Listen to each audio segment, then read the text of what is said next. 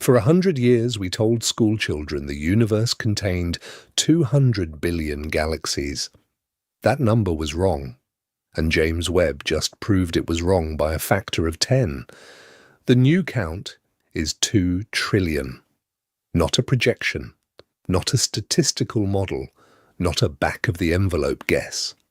2 trillion galaxies in the observable universe, derived from direct infrared imaging of the deepest patches of sky that human beings have ever photographed. That is 10 times the population the textbooks have been printing since the 1990s, 10 times the number of galaxies, 10 times the number of stars inside them, 10 times the number of rocky planets orbiting those stars, 10 times the number of places a biosphere could have already come and gone before our sun finished forming. And the part that should stop you cold is this: the upgrade from 200 billion to 2 trillion is not a correction.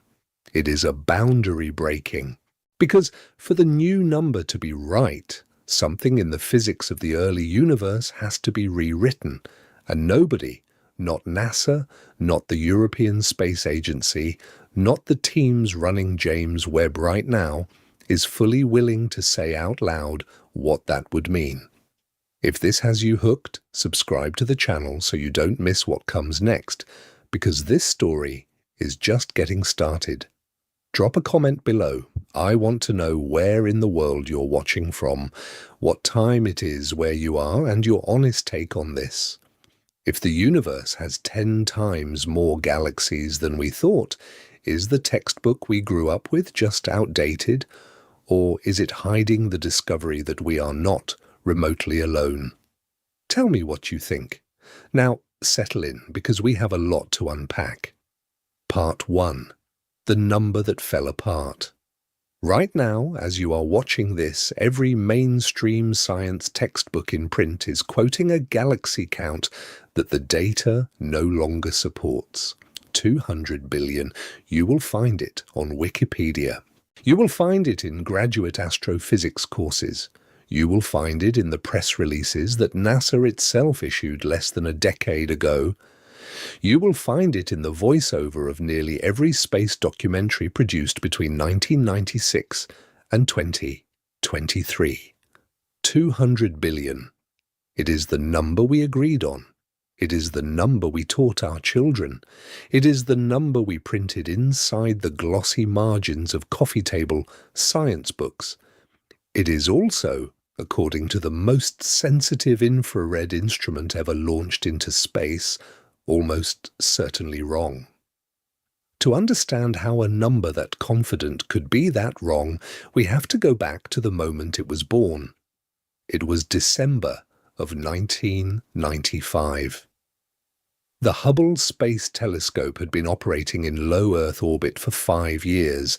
Its mirror had been corrected. Its cameras had matured.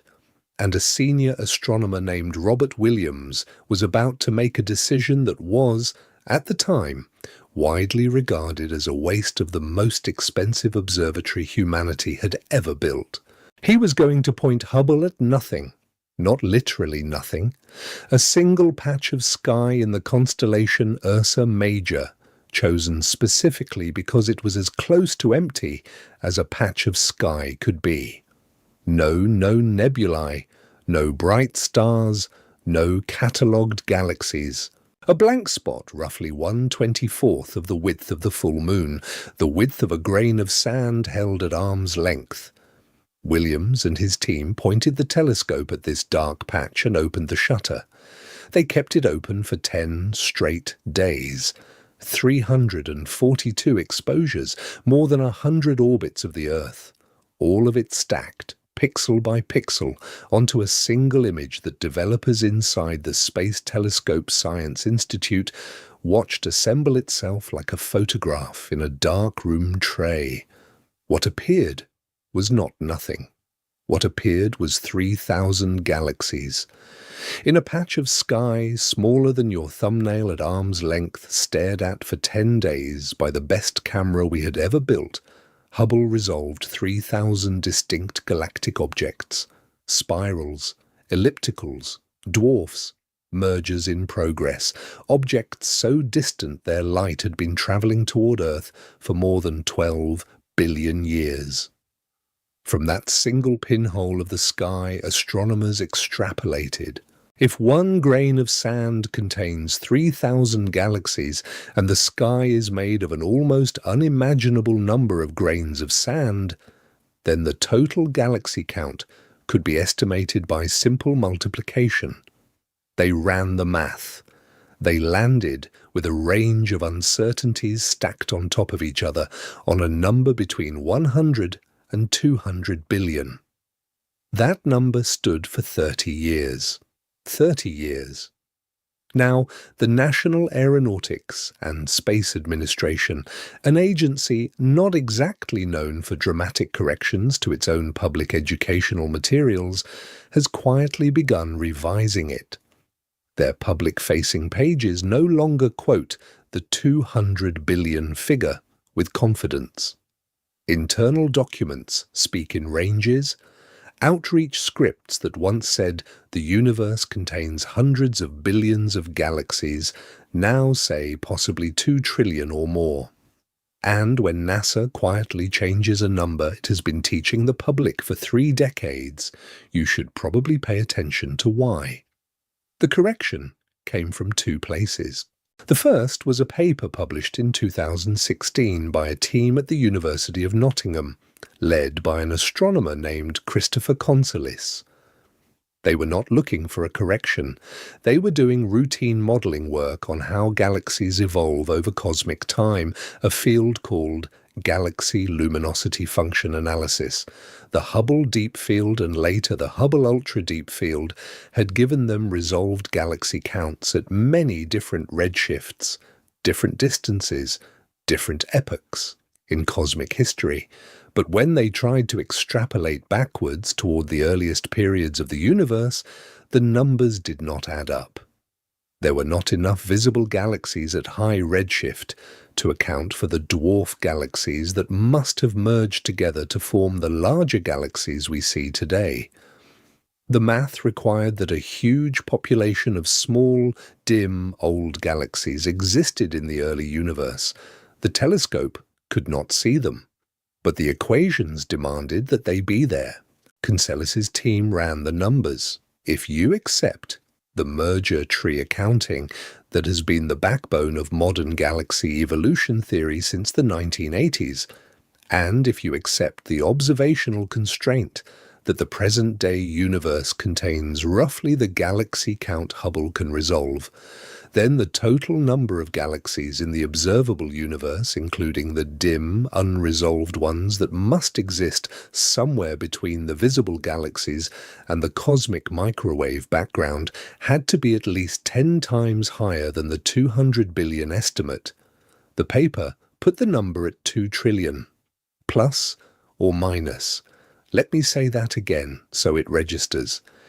In 2016, a team of British astronomers, using nothing but the existing Hubble data and standard galaxy formation theory, said that the universe contains at least 2 trillion galaxies. They said this in a peer-reviewed journal. They said it on stage at international conferences. They said it to science journalists who wrote careful, hedged articles about it. And the scientific community, confronted with a claim that would require a 10-fold revision of a number that had stood for 3 decades, did what scientific communities usually do when faced with a claim that big. They nodded politely. They filed it under interesting. They waited for confirmation. They waited for James Webb. Here is the part that should make you stop. The James Webb Space Telescope was already under construction when Consolis's paper was published. Its mirror was being polished. Its sunshield was being folded. Its launch date was being pushed back again and again. Webb was designed specifically and explicitly to see in the infrared. Hubble could not. And the reason that mattered The reason Webb's design was a bet on a revision that nobody had yet confirmed is that the galaxies Conselus's team predicted must exist. The missing 10/9 of the universe would, by the laws of cosmological redshift, be invisible to Hubble and visible only to an infrared-optimized instrument operating far beyond Earth's thermal noise. When Webb finally launched in December of 2021, unfolded itself over 30 tense days, in January of 2022, reached its L2 parking orbit, cooled to cryogenic temperatures, and opened its 18 gold-coated hexagonal mirror segments to stare at the sky. The first target it was pointed at was the Hubble Deep Field, the same patch Robert Williams had photographed 27 years earlier, the same grain of sand, the same 3,000 galaxies, and in that same patch of sky, Webb resolved objects that Hubble had registered as nothing, not faint smudges, nothing, empty pixels. The dark space between the bright galaxies Hubble had captured contained, in Webb's infrared view, entire populations of galactic objects. Small, dim, old, chemically primitive. Objects at redshifts so high that the light Webb was receiving from them had been traveling through the expanding universe for 13.3 billion years. That is within 400 million years of the Big Bang itself. Galaxies at the edge of time. Galaxies that Hubble's mirror had physically been unable to see because their light had stretched out of the visible spectrum before it ever reached us. If the pixels Hubble had called empty were actually full, then every pixel in every Hubble Deep Field image ever taken had to be recounted. And when you scale that correction up to the entire sky, to the entire observable universe, the galaxy count does not double. It does not triple. It moves by a factor of 10. It moves from 200 billion to 2 trillion. That is where the number came from. That is the moment 30 years of textbooks became obsolete. Not a guess, not a model. Direct imaging of a sky patch we thought we had already finished looking at, turning out to contain 10 times the structure we had seen, and this is only the first patch. This is only one grain of sand. The work of counting the actual sky, of extending Webb's deep field surveys across the full celestial sphere, is only just beginning. The 2 trillion figure is, almost certainly, itself an undercount. We will come back to that. But before we do, I want to spend a moment on the question of how this was even possible. How a telescope built in the 1980s and launched in the 1990s could have missed, systematically, 90% of the galaxies in the universe. Because the answer is not that Hubble was a bad telescope.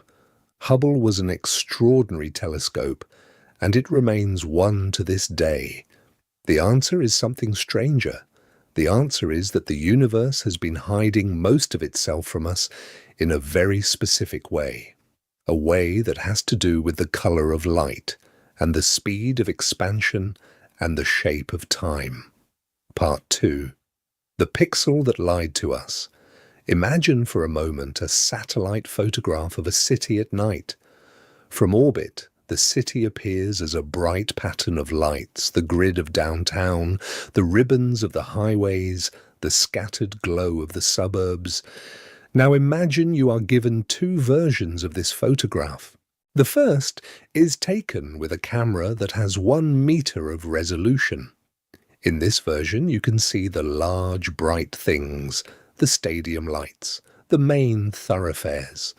But whole neighborhoods, the side streets, the individual homes, the small bulbs above doorways blur together into a soft grey mush, or disappear into what looks like empty black space.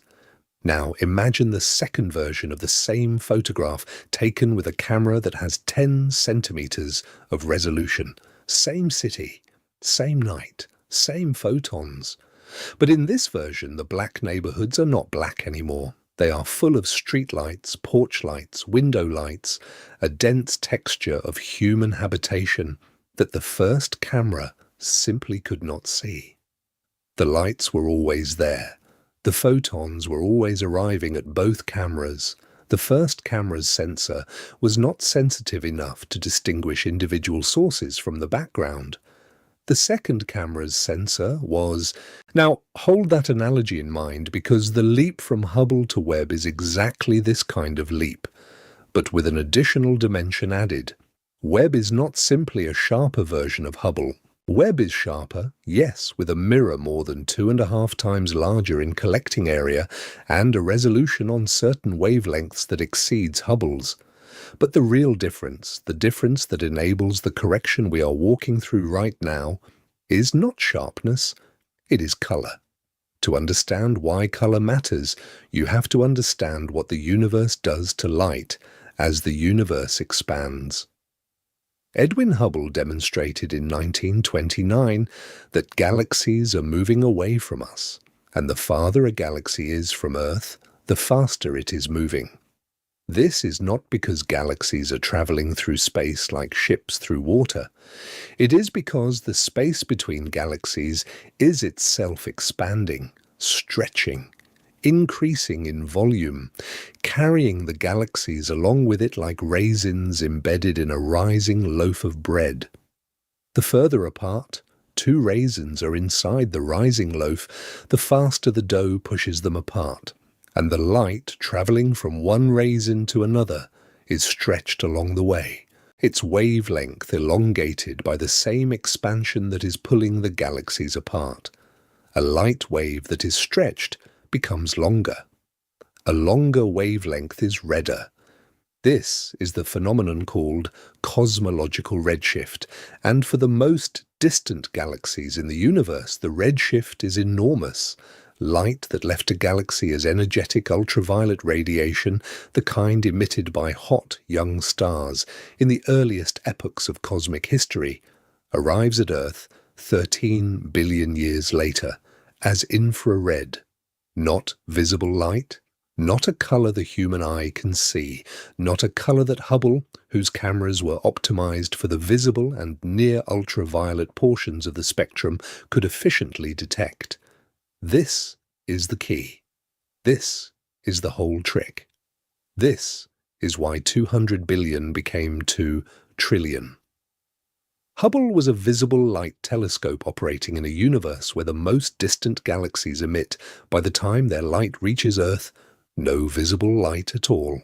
Hubble could see the nearby, less red-shifted galaxies beautifully. It could see the middle-distance universe with great fidelity, but for the galaxies at redshift 7, 8, 9, 10, the ones whose light has been travelling for more than 12.5 billion years, the ones whose light left them when the universe was less than 1 billion years old, Hubble's sensors were essentially blind. The photons arrived. The photons hit the sensor.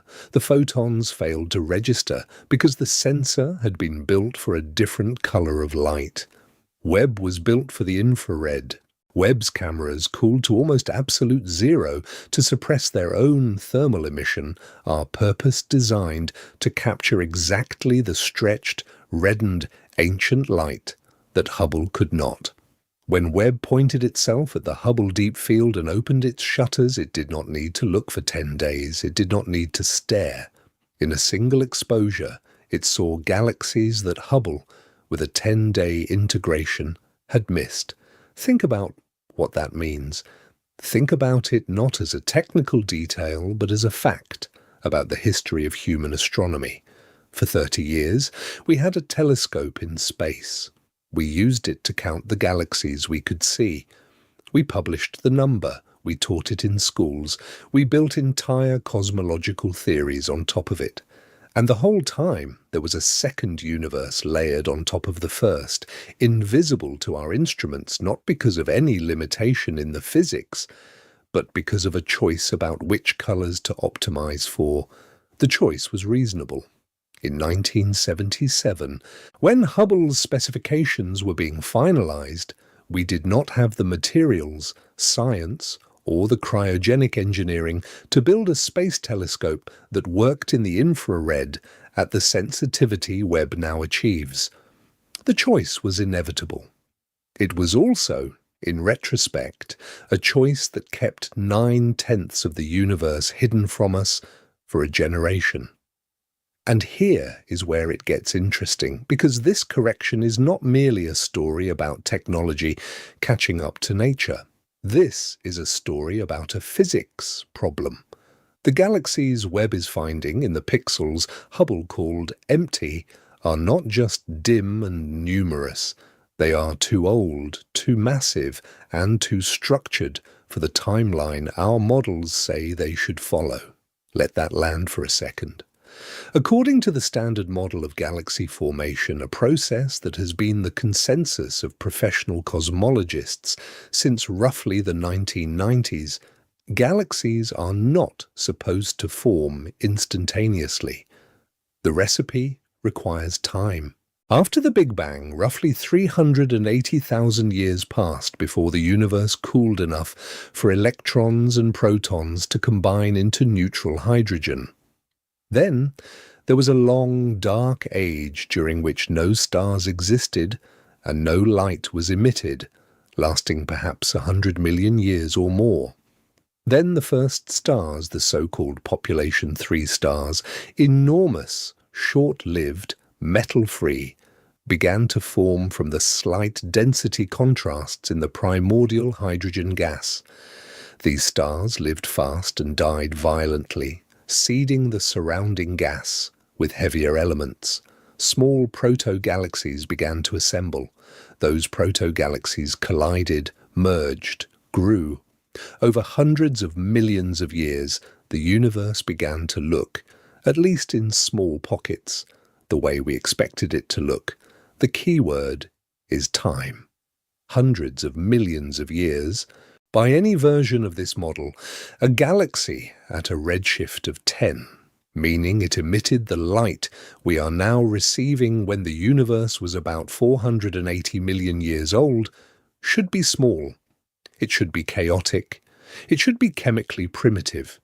It should show the signatures of rapid, messy, early star formation. What it should not be is a mature, organized, chemically enriched spiral galaxy with a well-defined bulge and a quietly rotating disk. And yet, that is exactly what Webb has found, multiple times. In multiple fields of view, Webb has resolved galaxies at redshifts above 10 that look, to the trained eye of a galaxy morphologist, already fully assembled. Galaxies with mature stellar populations, galaxies with heavy elements present at levels that should have taken 1 billion years of stellar nucleosynthesis to produce. Galaxies with organized rotational structure. Galaxies whose total mass, inferred from their luminosity, approaches that of our own Milky Way, reached at a cosmic epoch when there should not yet have been enough time to assemble anything on that scale. The models said it shouldn't be possible. The data says it is happening. And when the models and the data disagree, the models lose. This is the second surprise of the Webb era, and in many ways it is a deeper surprise than the factor of 10 galaxy count. A larger universe is a quantitative correction. A universe that assembles itself faster than our physics allows is a qualitative one. Something somewhere in the chain of assumptions that leads from the Big Bang to the present-day sky has to be adjusted. The question nobody in the professional community has a confident answer to yet is which link. There are, very roughly, 3 hypotheses in serious circulation. The first is that our estimates of cosmic time are wrong, that the universe is older than we think, giving the early galaxies more time to assemble. This would require adjustments to the Hubble constant, to the age of the cosmic microwave background, and to a host of interlocking measurements. It is disfavored because those measurements have been independently cross-checked by multiple instruments over multiple decades. The second is that the physics of galaxy formation itself is wrong, that gas collapses faster, stars form more efficiently, or dark matter behaves differently at early times than the standard model predicts. This is the most active area of current theoretical work. The third is that the early universe contained seed structures, dense regions, primordial black holes, exotic forms of matter that the standard cosmological model has not properly accounted for. This is the most speculative and the most unsettling, because it would mean that our picture of the Big Bang itself is missing a chapter. All three hypotheses are being actively worked on in real time by people who have spent entire careers on the questions Webb is now forcing them to re-examine. And the work is slow, careful, and honest. Science does not move on press release timescales, it moves on peer review timescales, but it is moving. And the direction it is moving for now is toward a universe that is bigger and older and stranger than the textbooks we grew up with had prepared us for. Part 3. What nobody is willing to say out loud. There is a conversation happening inside professional astrophysics right now that has not yet fully reached the public. It is a quiet conversation, a cautious conversation. It happens at international conferences, in hotel bar late-night sessions after the formal talks have ended. It happens in the peer review correspondence of Nature and the Astrophysical Journal and monthly notices of the Royal Astronomical Society. It happens in carefully chosen footnotes and in the kind of hedged, passive voice sentences that scientific papers use when the authors are not yet ready to stake a direct claim. And it can be summarized if one is willing to strip away the hedges in a single uncomfortable sentence. The standard cosmological model, the lambda cold dark matter model, the one that has held as the consensus framework for 60 years, the one that produces nearly every cosmological prediction you will find in any contemporary physics textbook, may not be able to accommodate what James Webb is finding. Let that land for a second. This is not a fringe position. It is not being advanced by cranks or by the fringe science media. It is being discussed in the same journals by the same teams using the same instruments that built the standard model in the first place. The people raising the question are not outsiders.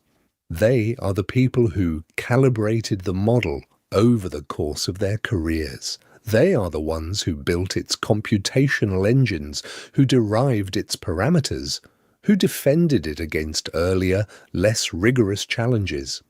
And they are now, in 2025 and 2026, the ones saying, carefully, that the new data does not fit. To appreciate how significant that is, you have to understand what the lambda CDM model actually does. It is a framework that takes a small number of input parameters, the expansion rate of the universe, the density of ordinary matter, the density of dark matter, the density of dark energy, the flatness of space, the amplitude and spectral tilt of the primordial density fluctuations, and from those inputs predicts essentially everything we have observed in cosmology. The temperature of the cosmic microwave background, the ratio of hydrogen to helium, the large-scale distribution of galaxy clusters, the statistical pattern of galaxy clustering on every scale from millions of light-years down to tens of megaparsecs. It is, by any honest accounting, one of the most successful physical theories ever constructed. It passes test after test after test. What it predicts, when you run it forward from the Big Bang with the parameters that best fit the cosmic microwave background and local expansion measurements, is a specific timeline of structure formation. In that timeline, the earliest bright galaxies appear around 400 to 500 million years after the Big Bang. They are small, chaotic, metal-poor, and rapidly star-forming. Their brightness grows over the following hundreds of millions of years as star formation accelerates and mergers consolidate mass into larger objects. By 1 billion years after the Big Bang, you start to see the first recognizable mature galaxies. By 2 billion years, the universe has a texture that begins to resemble the present-day cosmos. Webb is finding at 400 million years galaxies that the lambda CDM model does not predict until 1 billion years at the earliest. At redshifts that correspond to 300 to 400 million years after the Big Bang, Webb is finding galaxies whose inferred masses rival the mass of the Milky Way today. That is not a small discrepancy. That is a factor of 2 or 3 mismatch in the predicted timeline multiplied across thousands of galaxies and across the entire deep field volume Webb has so far surveyed. The word you hear most often in the papers that are now working through the implications is tension. There is tension between the data and the model. Tension is a technical word in cosmology. It means a statistically significant disagreement between predicted and observed values, one that cannot be easily explained away by measurement error or by small parameter adjustments. Tension is what a scientist says when the data is disagreeing with the theory and neither can be dismissed. There are multiple tensions in cosmology right now. The Hubble tension, which refers to the fact that measurements of the expansion rate of the universe based on the cosmic microwave background give a different value than measurements based on nearby supernovae, a disagreement that has persisted for more than a decade and that no amount of extra precision has resolved. The sigma-8 tension, which refers to discrepancies between the amplitude of density fluctuations predicted by the CMB and the amplitude measured in galaxy clustering surveys. And now, the early galaxy tension, which is what Webb is adding to the pile. Here is the part that should bother you. A single tension in isolation could be a sign that one measurement is imperfect, that there is systematic error in the data or in the modeling. But when you have 3 independent tensions all pointing in slightly different directions, all requiring different adjustments to the standard model to resolve, you are no longer looking at a measurement error. You are looking at a pattern. You are looking at a model that is failing in multiple places simultaneously. And when a physical model fails in multiple places simultaneously, the history of physics tells us something quite specific about what that usually means. It usually means that a deeper theory is trying to emerge, that the framework that held for a generation is being stressed in just the way a scaffolding stresses before a revision, that the quiet revolutions that produce new physics are already underway, visible only to the people closest to the data, not yet nameable, not yet explained, but real. No one is willing to say this out loud yet, in the professional sense. No one is calling a press conference to announce that lambda CDM is dead. The model is not dead. It is, in fact, still the best predictive framework we have, and it will remain so until something better is constructed.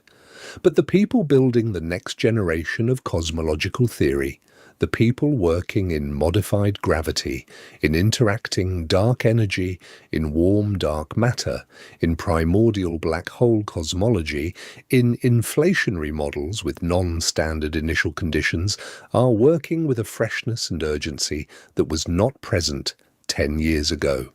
Something is loose. Something is moving. And what James Webb is seeing in the earliest 400 million years of the universe is a significant piece of the pressure that is forcing the motion. This is the deep reason that the 2 trillion galaxy revision matters. It is not just that there are 10 times more galaxies than we thought. It is that those galaxies, arriving in the timeline earlier than the model permits, with masses larger than the model permits, with structures more mature than the model permits, are exerting a cumulative pressure on the foundations of cosmology itself. A 10-fold correction in galaxy count is a headline. A fundamental revision of the timeline of structure formation is a paradigm shift. And the honest answer, the one that will not fit in a press release, but that is being carefully worked out in the scientific literature as you listen to this, is that we may be at the beginning of such a shift right now. What comes next is not certain. It may be that small adjustments to lambda CDM, a slight change in the dark matter model, a slight modification to the inflationary priors, a slight tweak to the baryonic feedback prescriptions in galaxy simulations will absorb the discrepancies and restore the model to its previous authority. This has happened before.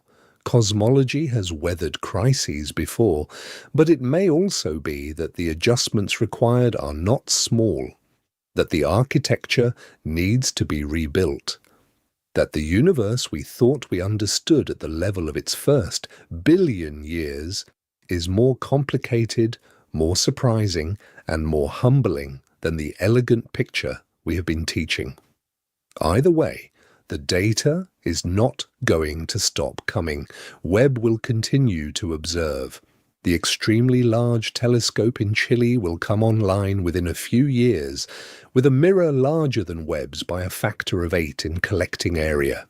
Euclid is already mapping the large-scale structure with a fidelity that will constrain dark energy models at unprecedented precision. The Roman Space Telescope will launch before the end of this decade. Each of these instruments will pile more data on top of the tensions we already have. And at some point, the combined weight of the data will either restore our confidence in the existing model or break it. There is no third option. There is only the arrival of more information and the patient, careful work of the people whose job is to read what it says. Part 4. The Fermi Paradox rewritten. If there are 2 trillion galaxies in the observable universe and each galaxy contains on average 100 billion stars, and the average star hosts something like 1 or 2 planets, and a non-trivial fraction of those planets sit at distances from their star, where liquid water could exist on a rocky surface, then the numerical argument for life elsewhere in the universe becomes mathematically difficult to dismiss. This was already true at 200 billion galaxies. At 2 trillion, it is not an argument anymore. It is an arithmetic problem, and the arithmetic has a specific shape. Let me walk you through the numbers carefully, because the scale of what we are talking about is hard to feel without going slowly. 2 trillion galaxies, each with, on average, 100 billion stars. That gives us 200 sextillion stars in the observable universe, 200 followed by 21 zeros, a number so large that the human mind cannot actually process it as a quantity. It is simply a large number.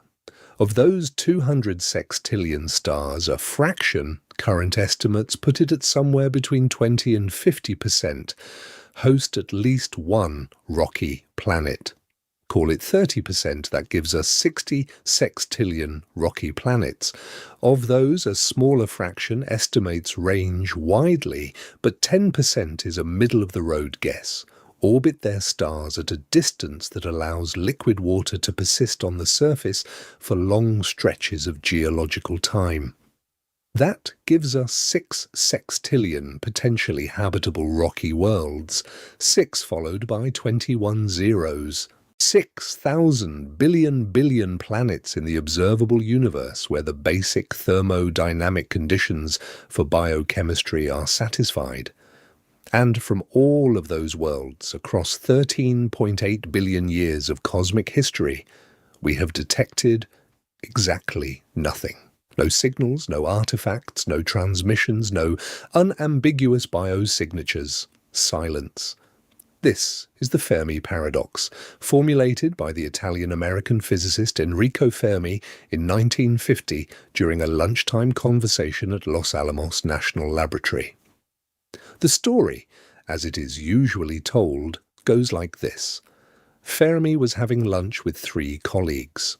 The conversation drifted, as lunchtime conversations among physicists often do, to the topic of extraterrestrial life. Fermi ran some rough mental calculations of the kind he was famous for. The galaxy is old, he noted. The galaxy is large. Technological civilizations, if they exist, would have had time to colonize every star in the Milky Way many times over.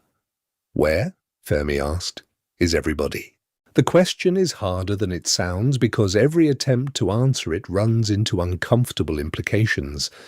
The easy answer is that life is rare, that Earth is, if not unique, at least extraordinarily unusual, that the sequence of steps required to produce a thinking, communicating organism is so improbable that even 6 sextillion habitable planets is not enough to produce another case of it. This is the Great Filter hypothesis. It says that somewhere in the path from dead chemistry to interstellar civilization, there is a step so difficult that almost nothing gets past it. Maybe it is abiogenesis, the origin of life itself. Maybe it is the transition from prokaryotic to eukaryotic cells, a jump that on Earth took nearly 2 billion years. Maybe it is the emergence of multicellular organisms. Maybe it is the development of language or agriculture or industrial civilization. And maybe this is the version that keeps cosmologists awake at night. The filter is still ahead of us. Maybe every technological civilization that arises destroys itself before it can reach across the stars.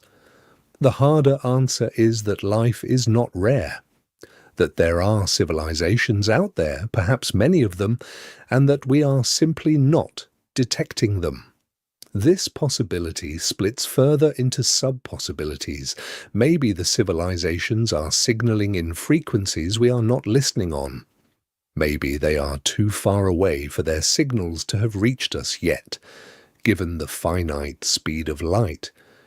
Maybe they have decided, for reasons of caution or of protocol, not to signal at all. Maybe they are signaling, but their signals look like noise to our ears.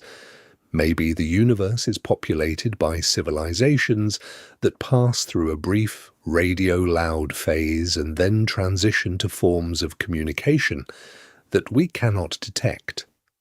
Maybe the silence is the signal. Fermi asked his question in 1950, assuming a galaxy count that was wildly smaller than the number we now know. At that time, the Milky Way was the largest structure most astronomers talked about.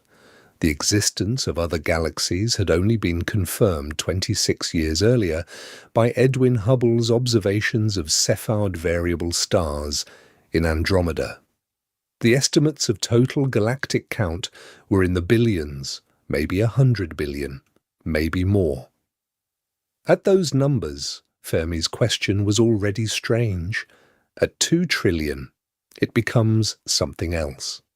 Consider what 2 trillion galaxies implies for the distribution of technological civilizations.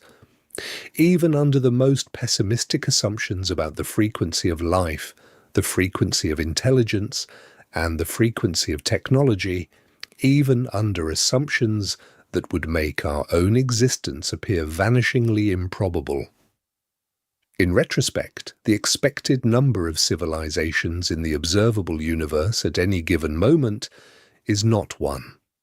It is many orders of magnitude larger than one.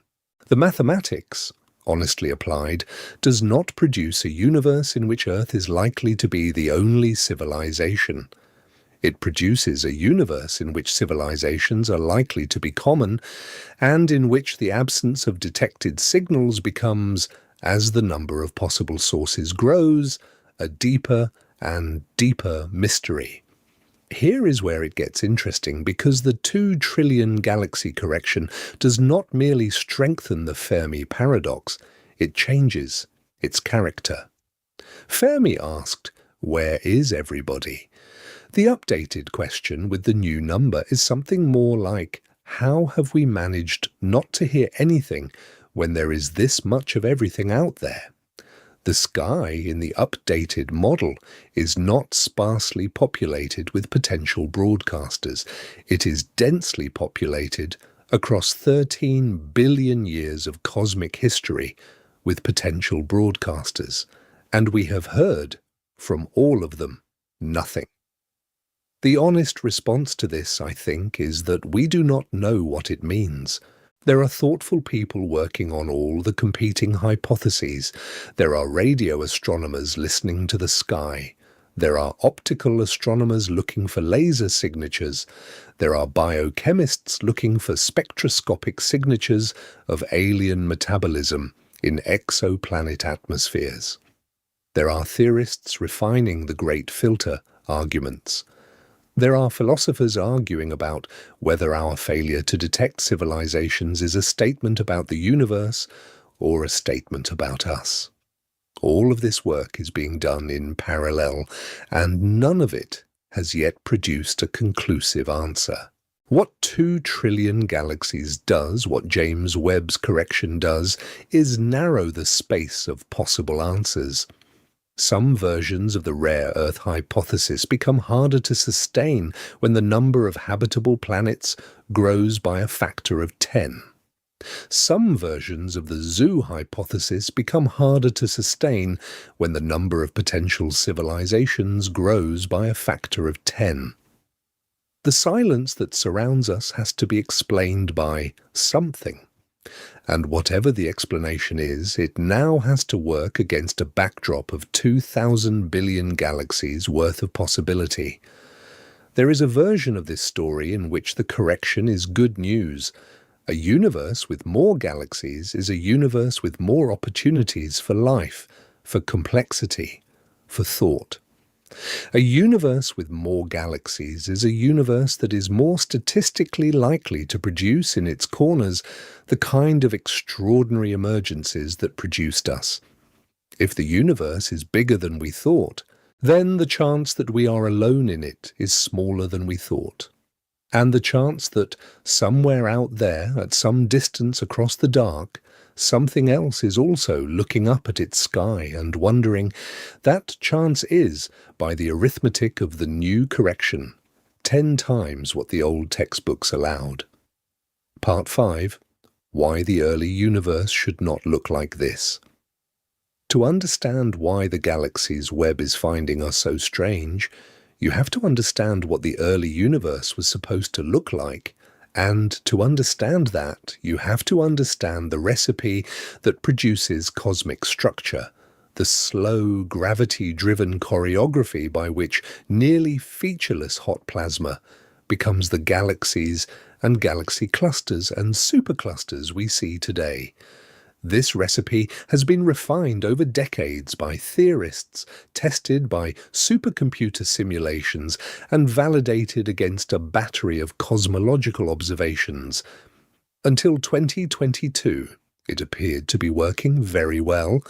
Since 2022, it has been quietly absorbing the increasingly uncomfortable reality that the real universe may be cooking faster than the recipe predicts. The recipe starts at a moment called recombination, roughly 380,000 years after the Big Bang. Before recombination, the universe was a hot, dense plasma of protons, electrons, and photons, too energetic for atoms to form. Light could not travel freely. Matter was a glowing fog. At recombination, the universe cooled enough, down to about 3,000 Kelvin, for electrons and protons to combine into neutral hydrogen atoms. Light could finally travel. The universe became transparent for the first time. The photons that were traveling at that moment have been traveling ever since, stretched by cosmic expansion into the microwave radiation we now detect as the cosmic microwave background. At the moment of recombination, the universe was almost perfectly uniform. Measurements of the CMB show temperature fluctuations of only about 1 part in 100,000, almost uniform, but not perfectly. And those tiny imperfections, those 1 part in 100,000 density contrasts, were the seeds of everything that came later. Regions slightly denser than average would pull in matter from their surroundings, growing denser still. Regions slightly less dense would empty out.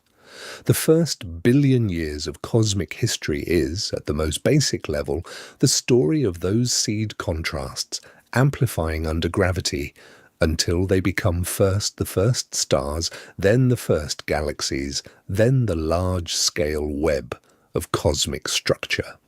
The timing of each step in this process is not a matter of authorial choice. It is set by physics. The first stars cannot form until the gravitational collapse of pristine hydrogen clouds has proceeded far enough for fusion to ignite in their cores. That process, under the conditions of the early universe, takes tens to hundreds of millions of years. The first galaxies cannot form until enough first stars have lived and died and seeded the gas with heavier elements that cool more efficiently. That process takes longer still. Mature, organized, rotating galaxies with the kind of structure we see in the Milky Way today require sustained star formation, gas accretion, and merger activity lasting at minimum several hundred million years, and typically 1 billion or more. Here is where the problem appears. Webb is finding galaxies at redshift 10, redshift 11, even redshift 12 and 13, corresponding to cosmic ages of 3 to 450 million years after the Big Bang, that look fully assembled. Galaxies with stellar populations already in place. Galaxies with chemical enrichment far above what the first generation of stars should have produced in the available time. Galaxies with masses approaching the mass of our own galaxy today, achieved at cosmic epochs, when, according to the standard recipe, the universe simply should not have had enough time to build something that large. The atmosphere of the early universe, if we can borrow the phrase from meteorology for a moment, was moving faster than the physics said it should. Something was compressing time. Something was accelerating the assembly. The question is what? 3 hypotheses are currently in serious play. The first is that the efficiency of star formation at early times was much higher than our models predict. In standard galaxy simulations, only a small fraction of available gas actually converts into stars, because feedback processes, radiation pressure from young stars, winds from massive stars, supernova explosions blow gas out of forming galaxies and suppress further star formation. If this feedback was less effective in the early universe, gas could have collapsed into stars more rapidly, producing galaxies with more mass and more light per unit of available material. This would explain Webb's observations without requiring any changes to fundamental physics. It would only require adjustments to the subgrid modeling of feedback processes. In cosmological simulations, it is, in some ways, the most conservative hypothesis. It is also the one that theoretical work over the last 2 years has made progressively harder to sustain, because the required efficiency increases are extreme. The second hypothesis is that the dark matter behaves differently at early times than the standard cold dark matter model predicts. In the cold dark matter model, dark matter particles move slowly and clump gravitationally on all scales, forming a hierarchical web of halos and subhalos that serve as the scaffolding inside which ordinary matter falls and forms galaxies. A slight modification, perhaps warm dark matter, perhaps self-interacting dark matter, perhaps axion-like particles that behave as a coherent quantum field on large scales, could change the timing and efficiency of halo formation in ways that produce earlier and more massive galaxies. These alternative dark matter models have been discussed for decades, usually at the fringes of cosmological theory, and usually dismissed because cold dark matter fit the data just fine. Webb is changing that calculation. Alternative dark matter models, once fringe, are now being seriously re-examined. The third hypothesis is that primordial black holes played a role in early structure formation. If black holes formed directly from density fluctuations in the very early universe rather than from the collapse of stars, they could have served as gravitational seeds around which gas accreted and galaxies assembled much faster than the standard recipe allows. This hypothesis has been around since the 1970s and was long considered exotic. Recent work on the Webb data has made it more plausible, though not confirmed. If it turns out to be correct, it would imply that black holes existed before galaxies, that galaxies formed around black holes rather than producing them, and would require a significant rewrite of how we tell the story of the early universe. Notice that all three hypotheses require something to change. None of them is consistent with the standard model as currently formulated. In that sense, Webb's early galaxy observations are not merely a tension to be resolved by better measurements, they are increasingly a mandate for theoretical modification. The question is which modification, not whether modification will be needed. This matters because it tells us something about the nature of the universe we actually inhabit. Either the first few 100 million years proceeded under conditions that differed measurably from what our models assume, or the composition of matter during that era differed measurably from what our models assume, or the initial conditions of structure formation included features, seed black holes, primordial overdensities, unknown scalar fields that our models have not yet incorporated. Each possibility is a significant departure from the story we have been telling ourselves about cosmic beginnings. Each requires us to admit that the elegant picture we had sketched is missing something, and the missing something is large enough to account for galaxies we did not expect to exist, at epochs we did not expect them to appear, with structures we did not expect them to possess.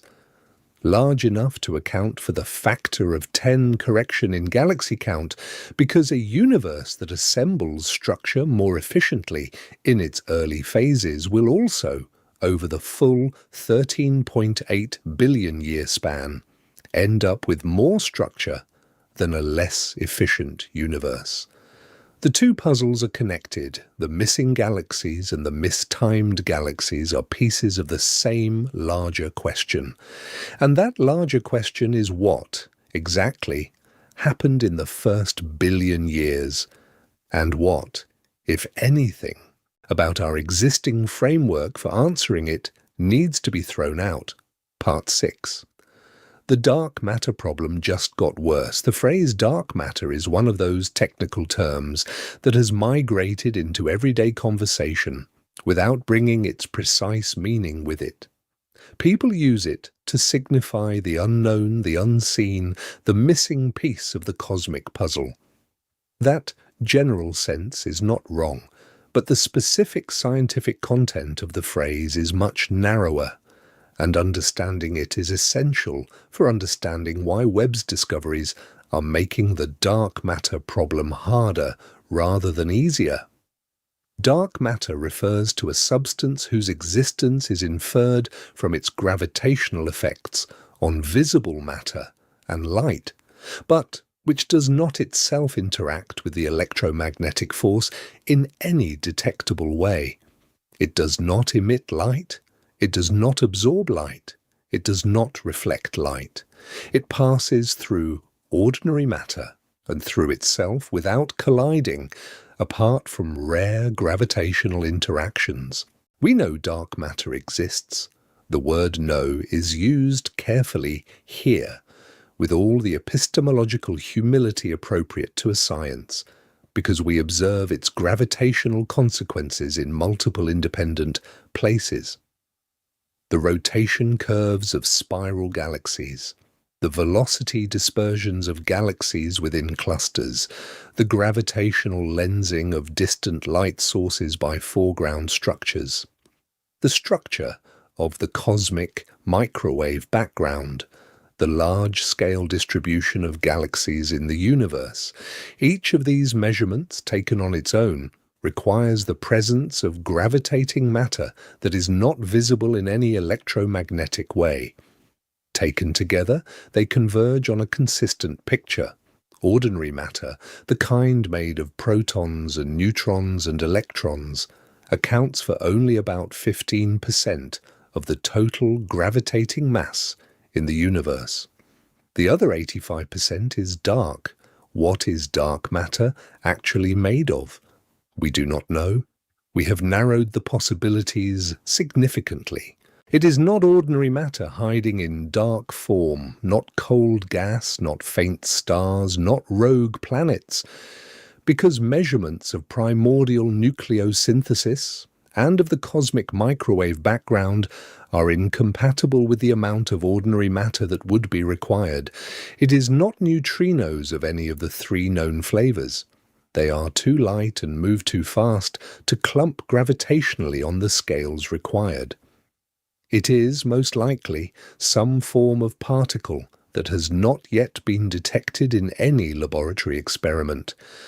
Direct detection experiments, deep underground, heavily shielded, looking for the extraordinarily rare events in which a dark matter particle might collide with a nucleus of ordinary matter, have been running for decades. So far, they have found nothing. The null results have progressively ruled out the most popular candidate particles one by one without ever identifying the right one.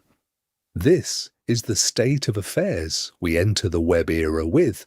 Dark matter exists. Dark matter dominates the mass budget of the universe. Dark matter has never been directly detected. And the cold dark matter model, the one that assumes dark matter particles are slow, weakly interacting, and clump hierarchically, has been the default working assumption for decades, not because we know it to be true, but because it fits the data better than any alternative that has been tried. Webb is pressing on that assumption in a new way.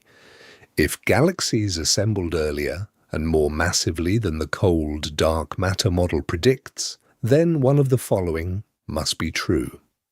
Either the dark matter halos in which those galaxies formed were more concentrated and more abundant at early times than the cold, dark matter simulations produce, or the efficiency with which gas converted into stars inside those halos was much higher than standard feedback physics allows, or the dark matter itself is not cold, not slow, not the specific kind of particle the standard model has been built around. Walk through the implications. If dark matter halos at early times were more concentrated than predicted, this might suggest that the primordial power spectrum of density fluctuations had more small-scale power than the nearly scale-invariant form that inflation produces. This would be a deep revision of our picture of the very early universe, predating even recombination. If gas-to-star conversion was much more efficient in early galaxies than our feedback models allow, this would suggest either that feedback was weaker at early times or that the gas itself had different properties.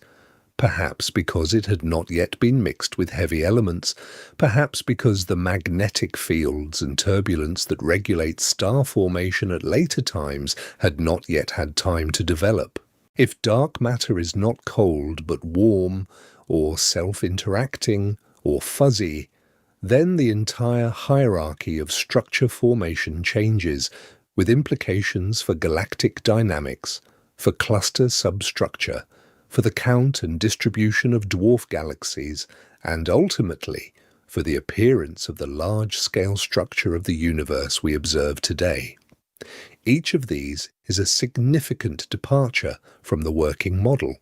Each of them, taken alone, would be a paper to write, a result to defend, a hypothesis to test.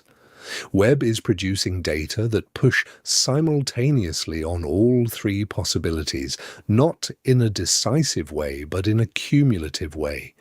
The community is absorbing the pressure. The theoretical papers are beginning to multiply. And every time a new Webb deep field result lands, a cohort of simulators and theorists has to decide whether their preferred modification of the standard model survives the latest round of evidence. It is worth mentioning, because it would be dishonest not to, that there is a minority view within professional physics that the whole problem of dark matter is a sign that our theory of gravity itself is incomplete.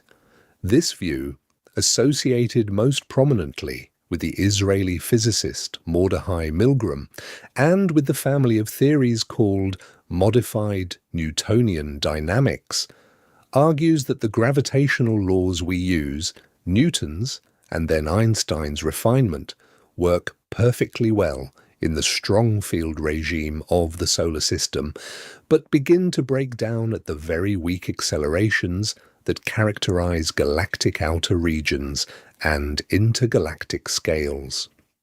If gravity behaves slightly differently than Newton and Einstein predicted at those extremely weak accelerations, then the phenomena we currently attribute to dark matter might instead be phenomena of modified gravity, with no actual dark substance required at all. This view has been, for most of its 40-year history, decisively minority. Cold, dark matter fits the cosmic microwave background. Modified gravity, in its simplest forms, does not. Cold, dark matter reproduces the large-scale structure of galaxy clustering. Simple modified gravity models struggle with this.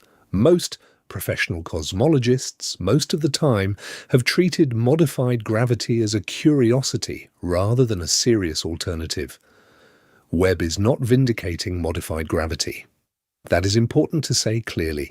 Webb is, however, making the dark matter problem harder to solve within the standard framework. And when a problem becomes harder to solve in the standard framework, the minority alternatives, the ones that had been relegated to the margins, receive renewed attention. Theorists who have spent their careers defending modified gravity are now finding a more receptive audience in conferences and in journals. The question is not whether modified gravity is correct. The question is whether the data is now broad enough and diverse enough that the professional community has to take it more seriously as one of several possibilities worth pursuing in parallel. This is not a story about a bigger universe. This is a story about a universe whose rules we are less sure of than we were last decade. The 2 trillion galaxy correction is connected through the chain of physical reasoning we have just walked through to every other open question in modern cosmology. More galaxies at early times means stronger pressure on dark matter models. Stronger pressure on dark matter models means less confidence in the cold dark matter assumption. Less confidence in the cold dark matter assumption means a theoretical landscape in which alternatives, warm dark matter, interacting dark energy, modified gravity, primordial black holes, all receive more attention than they did before. And a theoretical landscape in serious flux is one in which, however gradually, consensus starts to shift. We are probably a decade away, maybe two, from knowing how this resolves. The next generation of cosmological measurements from Euclid, from the Roman Space Telescope, from the Vera Rubin Observatory, from the Square Kilometre Array, from the extremely large telescope, will collectively produce so much new data that the current tensions will either be resolved or sharpened into outright contradictions. Either way, the picture a decade from now will be clearer than the picture we have today. In the meantime, we sit with the honest fact that the galaxy count has grown by a factor of 10, that the timeline of structure formation is under pressure, that dark matter remains an inferred but undetected substance, and that the elegant framework we have been using to describe the universe for 60 years is working less perfectly than it used to. Part 7. The invisible galaxies nobody has time to count. So far we have been talking about the galaxies Webb has found, the bright, the distant, the early, the anomalously massive.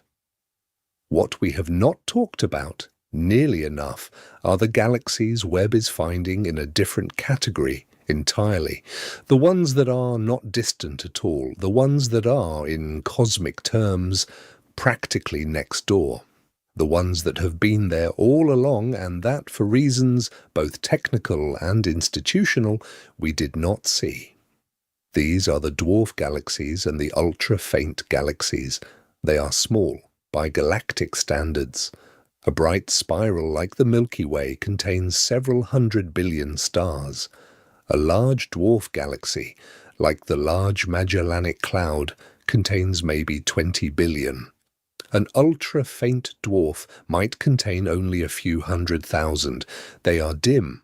They are diffuse.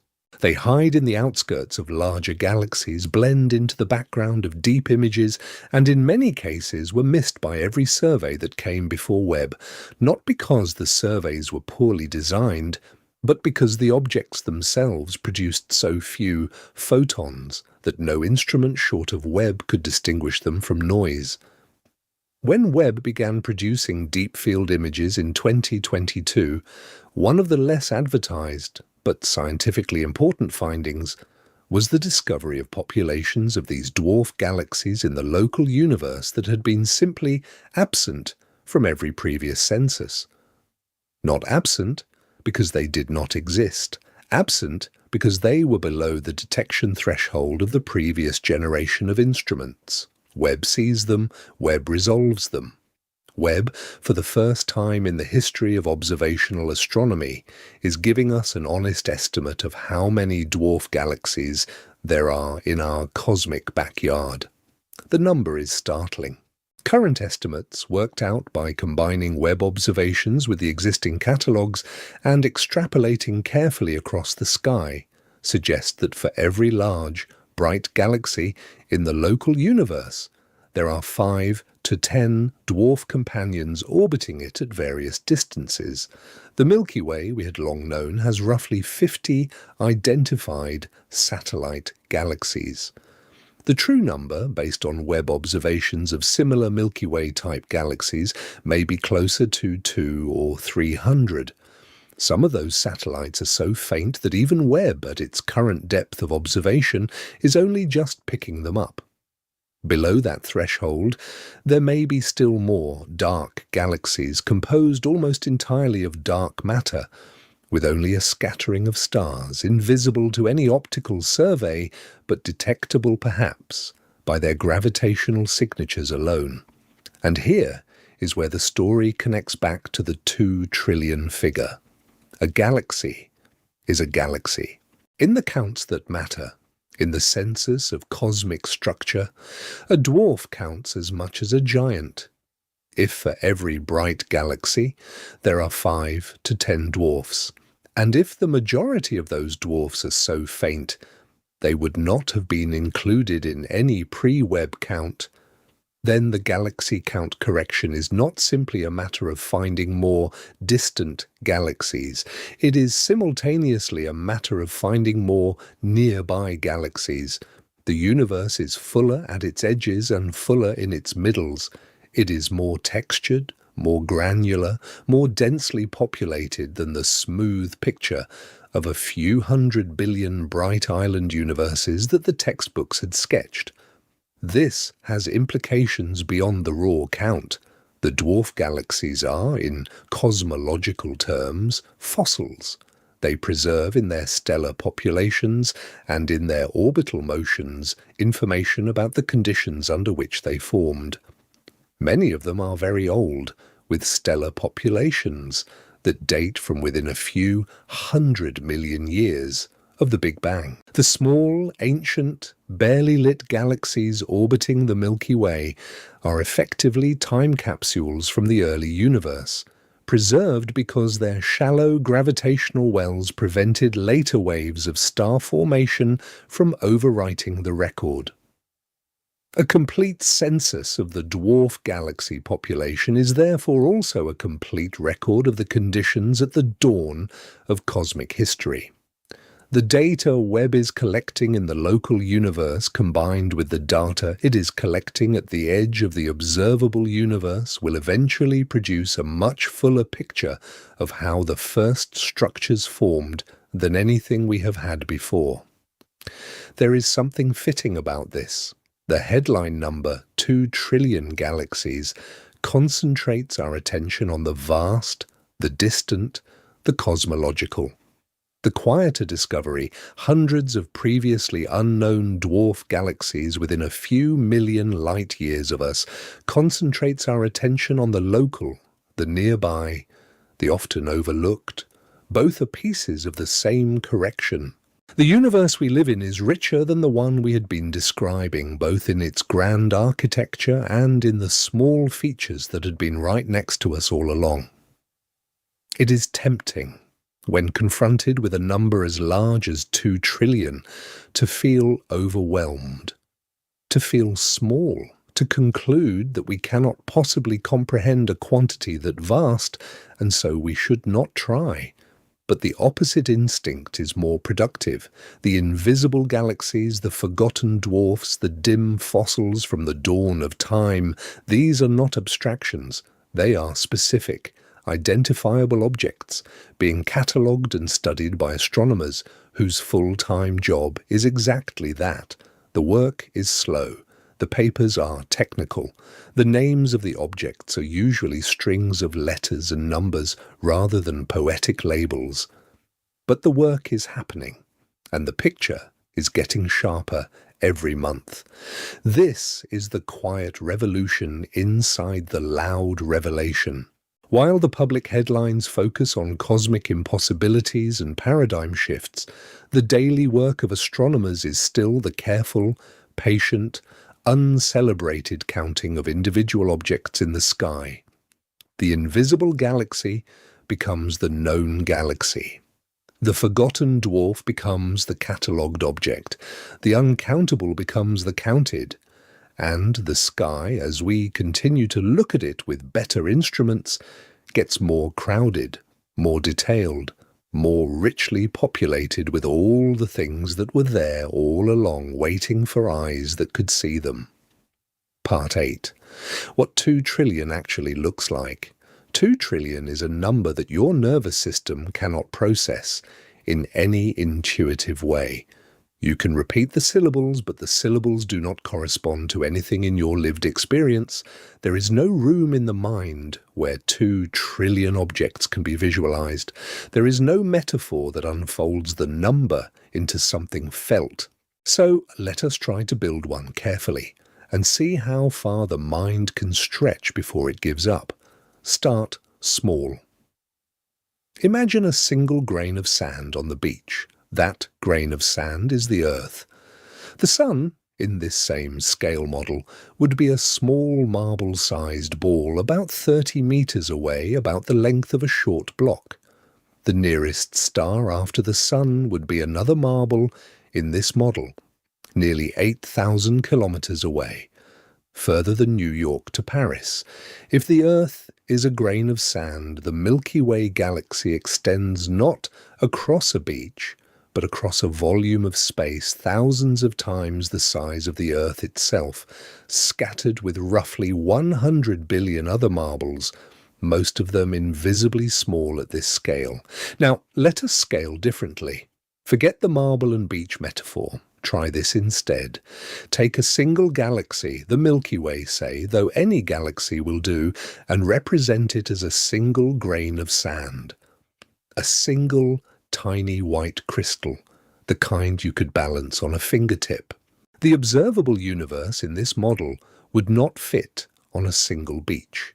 It would not fit inside a single swimming pool. The 2 trillion grains of sand that represent the galaxies of the observable universe would fill, at the scale we are imagining, an entire room.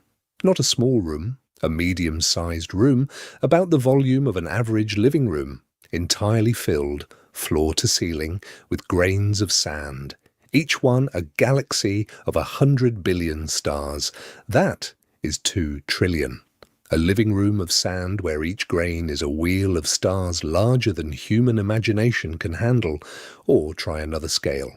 If you counted 1 galaxy per second, starting now, how long would it take to count them all? 2 trillion seconds. Divide by 60. That is 33 billion minutes. Divide by 60 again. That is 550 million hours. Divide by 24. That is 23 million days.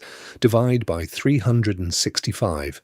That is 63,000 years. To count to 2 trillion at the rate of 1 number per second without stopping to eat or sleep would take you longer than the entire span of behaviorally modern human history. You would have started counting before the invention of agriculture, before the domestication of any animal, before the peopling of the Americas, before the last ice age ended, and you would, at the end of all that counting, have reached only the current best estimate of how many galaxies the universe contains. Now add this. Every human who has ever lived across the roughly 300,000 years since anatomically modern Homo sapiens appeared totals approximately 117 billion people. That is counting everyone: cave painters in Lascaux, farmers in Mesopotamia, warriors in the armies of Rome, monks in medieval libraries, every ancestor, every stranger, every person who ever drew breath. 117 billion total human lives.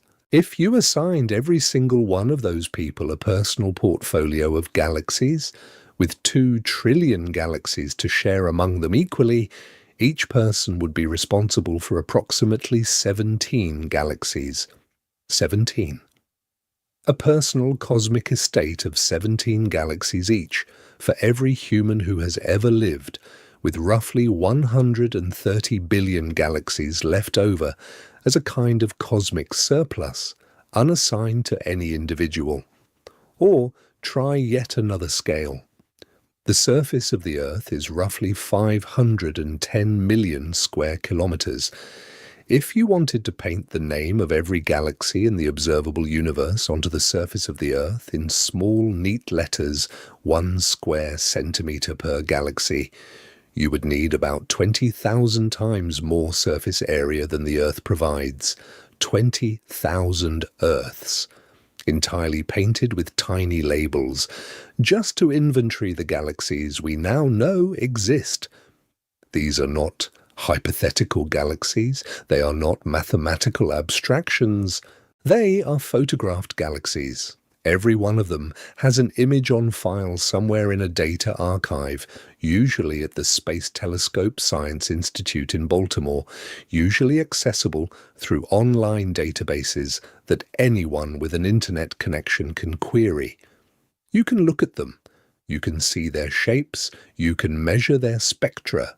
Their existence is not a matter of inference or interpretation, it is a matter of pixels on a sensor, photons on a detector, data captured in an imaging run. Every galaxy in the 2 trillion count has, somewhere, a photographic record of itself. They are as real as the moon. The reason the number is hard to hold is not that it is abstract.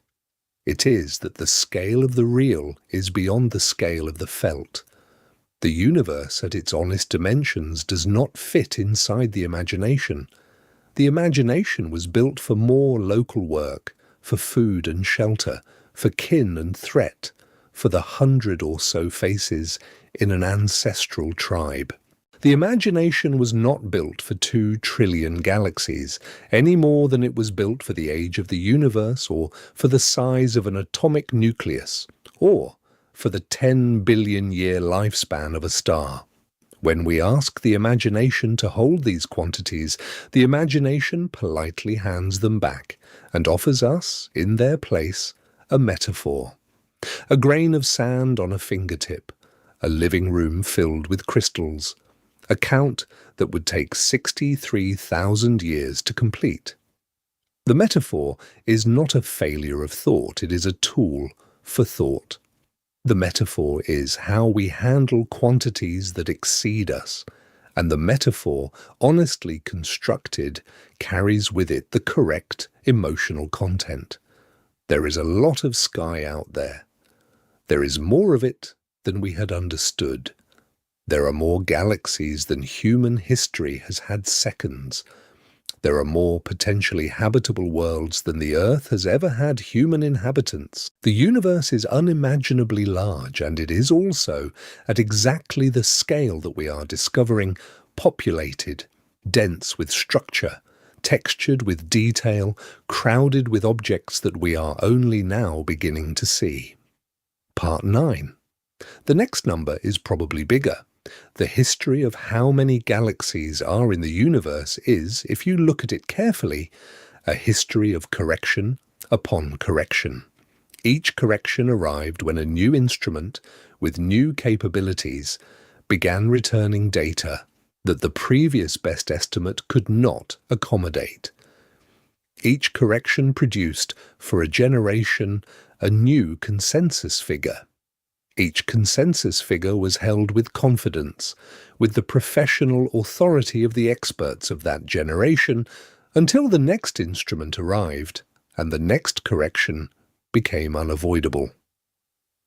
In 1923, Edwin Hubble was photographing variable stars in the faint smudge of light, known as the Andromeda Nebula. Using the period luminosity relation discovered by Henrietta Leavitt, Hubble measured the distance to Andromeda. It came in at about 900,000 light-years, a distance far beyond any plausible estimate of the size of the Milky Way. This single measurement settled a debate that had divided astronomy for decades. Andromeda was not a nebula inside the Milky Way, it was its own independent system of stars, a separate galaxy.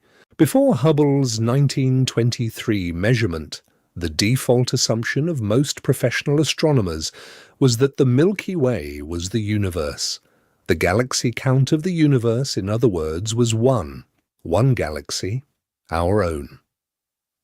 After 1923, the count became unbounded. The sky was full of other island universes, how many could not yet be said. In the decades that followed, as larger telescopes came online and more galaxies were catalogued, the estimates grew. By the 1960s, with improved photographic surveys of the sky, the working estimate was in the hundreds of millions, possibly a few billion galaxies in the observable universe. It was not a precise number. Nobody had actually counted. It was a rough extrapolation based on limited surveys, scaled up under assumptions that were understood to be rough. The number was useful for giving students a sense of cosmic scale, but no professional astronomer would have defended it to more than an order of magnitude. In 1995, the Hubble Deep Field changed that. For the first time, astronomers had a small patch of sky imaged to extraordinary depth, with every galaxy in the field counted individually. The extrapolation from that single patch to the entire sky produced the figure of roughly 200 billion, which held for 30 years and was taught to 2 generations of students as simply true. In 2016, Consolis and colleagues produced the modelling paper that first said the number should be 2 trillion. In 2022, Webb confirmed the direction of the correction, though the precise magnitude continues to be refined.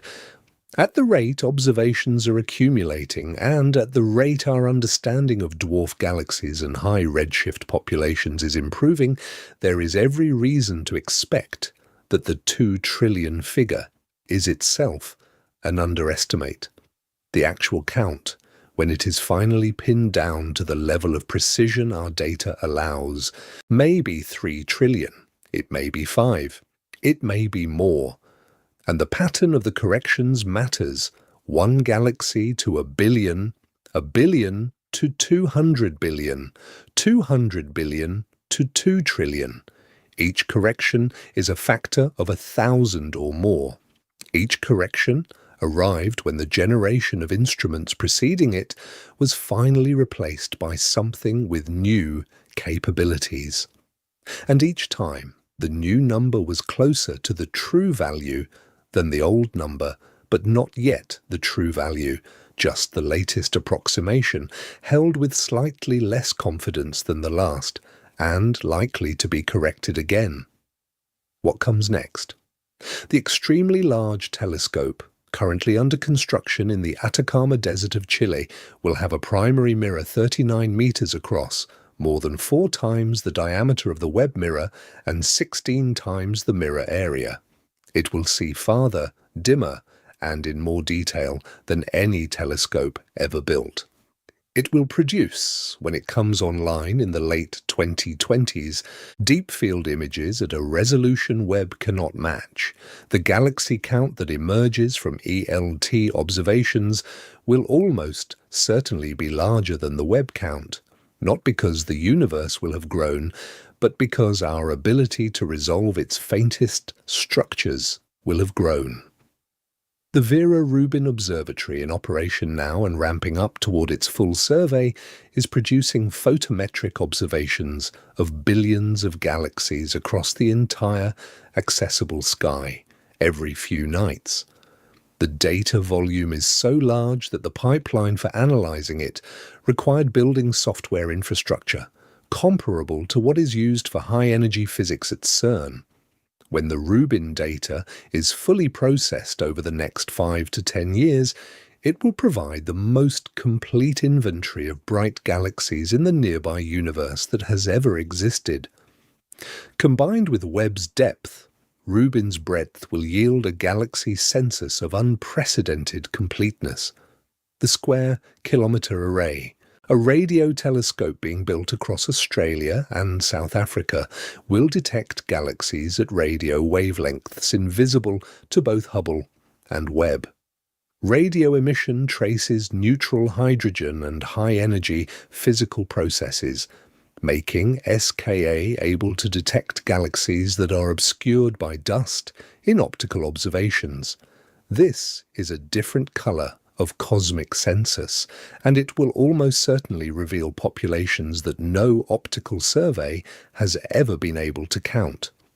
Each of these instruments will add to the number. Each will pull in previously invisible populations, too faint, too dust-obscured, too red-shifted, too distant, too small, and fold them into the running tally. And each new count will be, in its own way, an admission that the previous count was incomplete, that the universe at every generation of our observation has proven bigger than the generation's best instruments could see. This is the pattern worth taking forward. The question is not how many galaxies are in the universe. The question is whether our instruments will ever catch up to the universe they are pointed at, or whether the phrase the observable universe will always describe a tenth, a hundredth, a thousandth of what is actually out there. The answer, based on every correction that has come before, is probably that we will never finish counting. The universe is not exhausted by any one generation's view of it. Each generation sees what its instruments permit and concludes, often confidently, that this is what is there. And each subsequent generation with slightly better instruments discovers that this was a local estimate, accurate only to the limits of the generation that produced it. There is a beautiful kind of humility built into the history of astronomy. It is the humility of knowing that the sky you are looking at is not the sky in its fullness. It is the sky filtered through your instruments, pruned by your sensitivity thresholds, cropped by your field of view, limited by your integration time. The sky in its fullness is always larger than the sky you see. The count you produce is always a lower bound. The universe is always at least as large as your most recent estimate, and probably considerably larger. Accepting that humility is, in its way, a kind of release. The universe does not owe us a final number. The number it reveals is the number it reveals for now, given what we can measure, given how much time and care we have put into the measurement. Tomorrow, or in a decade, or in a century, the number will change again. Not because the universe is changing. The universe, on the time scales relevant here, is essentially unchanging, because we are changing, because we are becoming, generation by generation, slightly better equipped to see what was already there. 2 trillion galaxies is the best count we have for now. It will be improved. It will be corrected. It will be, in the fullness of time, replaced by a number that someone in a future century will teach their children as if it were the obviously correct figure. And that future number will also be, at the time of its replacement, an underestimate. The universe stays the same size. Our humility changes. This is not a story about a number going up. This is a story about the limits of what we can see and what those limits have been hiding. For 100 years, every generation of astronomers looked at the sky with the best instrument available to them, returned with a number, and believed that number. Every generation was confident. Every generation was wrong by a factor of 10. Every generation, nonetheless, did its best work, made its honest estimates, published its papers, taught its students. And when the next generation arrived with better instruments, the previous generation's number was gently retired, without malice, without reproach, simply because the data had outgrown it. The galaxies did not appear. The galaxies were always there. The light from the most distant of them has been travelling toward Earth for almost 14 billion years, carrying with it the record of an early universe that assembled itself faster, denser, and more strangely than the physics we had worked out said it should. That light has been in the air above us every night of human history. It was above the first cave painters at Lascaux. It was above the Mesopotamian farmers of the Fertile Crescent. It was above every Roman legionnaire on the Rhine, every medieval monk in the scriptorium, every Renaissance astronomer peering through early telescopes at worlds they could not yet understand. The light was always arriving. We simply did not have eyes for it. And now we do. 2 trillion galaxies, each one a wheel of 100 billion stars, each star a potential sun. Each potential sun a potential table where life might already have sat down and finished dinner 1 billion years before our own first cell ever divided. The numbers, honestly applied, do not produce a universe in which we are likely to be alone. They produce a universe in which we are, at most, one of countless. And the silence that surrounds us, the absence of detected signals, the lack of any confirmed external intelligence, is not a statement that the universe is empty. It is a statement that we are, for now, not yet skilled enough to hear what is there, or not yet lucky enough, or not yet patient enough, or perhaps not yet humble enough to listen in the right way. There is a photograph James Webb took in its first deep field release in the summer of 2022. It shows a patch of sky the width of a grain of sand held at arm's length.